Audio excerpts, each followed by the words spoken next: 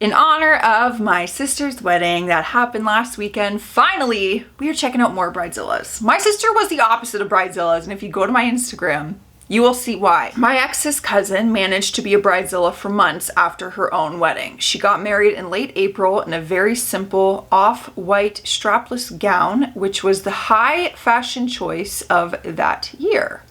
Then she had her dress shortened to knee length. She wore it to every family wedding she attended over the summer and probably the non-family weddings, although I wasn't at any of those to be sure. I saw her at no fewer than 5 weddings wearing a wedding dress from the waist up, completely indistinguishable from the bride. Yeah, that's just rude. I understand you want to save and reuse your wedding dress, by all means, but you don't reuse it at other weddings. The bridesmaids had to coordinate their heel heights so they would all appear to be the same height. My friend was 5'2", the tallest bridesmaid 5'9". She wanted my friend to wear 7-inch stilettos for an outdoor wedding, no less. You're out of your mind. You're out of your mind. It is so hard to walk in the grass in heels. And I wouldn't want to walk in 7-inch stilettos, even inside. My best friend wasn't a bad bridezilla, but she made the bridesmaids sew their own dresses from a 1950s pattern. Mine ended up looking pretty awesome, but it was still like hitting my head against the wall, getting the dress ready. That's a project. Like, I would hire someone to do that, but then you're paying for that. I don't know. It's kind of interesting though, because you get to kind of design it yourself as long as it's that pattern. I don't know. I think it'd be kind of fun. I say this now because it's not actually happening to me. My oldest brother's wife made us all shave for the wedding. My brother sucks at growing facial hair, but mine comes in pretty full and thick, so I took it personally. Not really a bridezilla moment, but I look like a baby turtle without my beard. A baby turtle. So I get pained every time I see those wedding pictures. That does suck, to like force a man to shave off all his facial hair.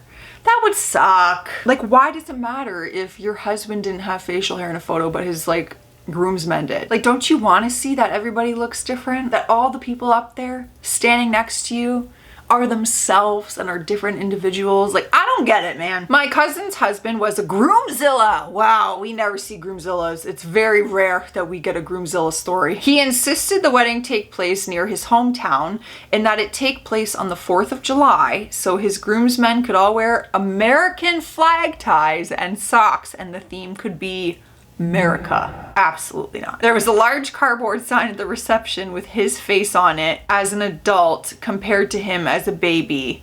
There wasn't one of the bride. I mean, to each their own. If she went along with it and she was fine with it as well, then hey, who am I to judge? But for me personally, even a Canada theme, since I'm Canadian, absolutely not. A woman I know through being friends with her relatives apparently dyed her hair bright red at the last minute. It looked horrible, and then threw a fit at her bridesmaids for bringing pink dresses, which she picked out to wear because they clashed with her hair. She also got pissed at the florist for delivering pink flowers, which she also explicitly ordered, claiming she ordered only white ones, and that the florist was trying to ruin her wedding day by bringing flowers that clashed with her hair. I can guarantee the florist does not care. She doesn't care enough about you to ruin your day. You would have all the order details anyway, and you dyed your hair, and you picked out our dresses. It all leads back to you. The bride was goth, so she insisted on having her wedding as close to Halloween as possible, which is fine, except that she expected all her bridesmaids to learn calligraphy and handwrite all of her invitations. Oh my God. We even got hand cramps and burns on her fingers from having to seal them with hot wax. When we asked for help, she refused, saying that she had other things to do, so we should just get it done. Imagine how many invitations that is to handwrite. Oh, and then if you mess one up, oh, you gotta start all over. I hate hand cramps. I remember like the essay days when you had to write out essays because it wasn't a thing to have a laptop. Oh, my hand would cramp. You'd just be like, oh.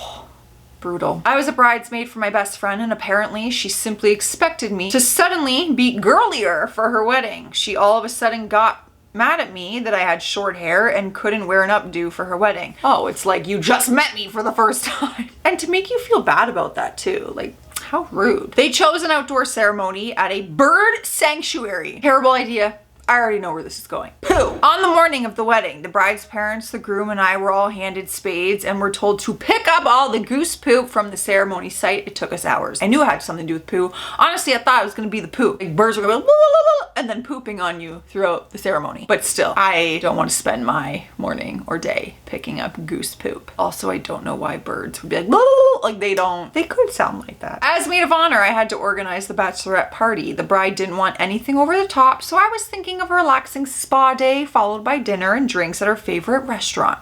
She overruled that by having us pick up the groom's 4 children from 4 different women, as well as the groomsmen's kids, so they could have a bachelor party. We spent the evening babysitting 11 kids and pulling an all-nighter ironing tablecloths. The only way I'm watching 11 kids is if I'm being paid, and paid well. Suddenly, I feel sick that day. I literally would have called in sick to this event.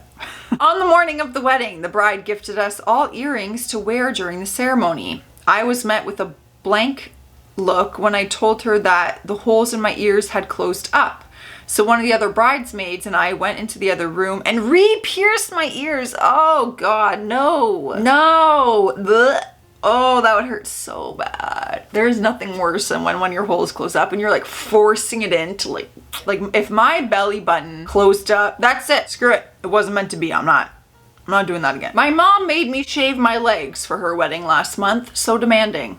I don't know. I feel like in this day and age, it's rude to ask anybody to shave their legs. But it's also your mom. So I feel like your mom was more comfortable being like, girl, shave your legs. I just got married 2 weeks ago. I understand the bridezilla phenomenon way more now and sympathize with more of those brides. I single-handedly planned a large wedding while studying and working full-time. Millions of things didn't go as planned, and then I didn't get to sleep, eat, or have any privacy the last 3 days before the wedding. The stress broke me. People in my bridal party were all talking about it for the following week, and to them, I'm sure I came off as a bridezilla because I was sitting on the floor sobbing, hyperventilating, throwing up, and didn't want to talk to anyone for a bit. It should have been a happy day, but it was one of the hardest days because I was the party planner for 120 people and multiple vendors. But you chose that. Like, I sympathize, working full time, being a student, getting married, like planning a wedding. Of course, that is a lot, but you're choosing that, and you're choosing to have a large wedding at that. If you are so busy and it is making you that, is it worth it? My sister works a full-time job as well, and my sister made her decorations. Handmade them. They're on my TikTok. She took pages, like single pages from Harry Potter books, and glued them all together to make these long table runners. And then she bought these fake bottles from Dollarama and Walmart and Costco and spray painted them herself. Like, she made all her decorations for the venue. I filmed a whole behind the scenes video of all the decorations. It was great. Bless her soul. I don't know. Where there's a will, there's a way. We had to promise we wouldn't get any fake tans because no one was allowed to be tanner than her. Ugh. Also, no tan lines on our lesser tanned skin. No false lashes. Her lashes were to be the longest. No teeth whitening done. Her smile was to shine the brightest. Give me a break. I had all 3 of those. All 3. And so did my sister. Y'all are crazy out there. We're not at a beauty pageant trying to win an award. No matter what, you're the bride. You win. You win. Friend of mine set up a GoFundMe account asking for people to help pay for her wedding. Maybe not entirely a bridezilla moment, but the fact that she did this was pretty damn tacky. It's nobody else's responsibility to pay for your wedding.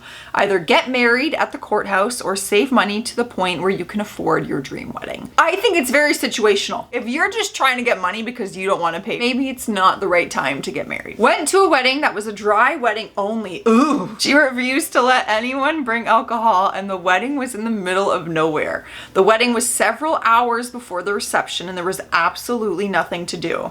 There was no entertainment, no food, no drinks, etc. We had to wait for 4+ hours for them. Then the bridal party shows up and they had alcohol for themselves. Our entire group left. It's not a dry wedding unless you commit to it as well. My sister arranged to have a Mickey of Jaeger with my name on the bottle hidden behind the bar so that I could go up to the bartender and be like, psst, I'm Jocelyn, I want a Jaeger shot. Because no one else drinks Jaeger, so she didn't want to like buy it and put it on the menu. So bless her soul. The bride had 16 bridesmaids and she wanted 16 different styles of dresses and 16 different shades of blue for each of the bridesmaids. Are there even that many shades of blue? She threw a fit when the store didn't have quite that many options. Okay, I was like, bro, some of them would be so similar that it would just be silly. Like there's no way there's 16 different, like distinctively different. 16 bridesmaids? Oh my God. Have you guys heard of a wedding that's more than that? That's the biggest bridal party I've ever heard of, I think. All right, guys, more Bridezillas.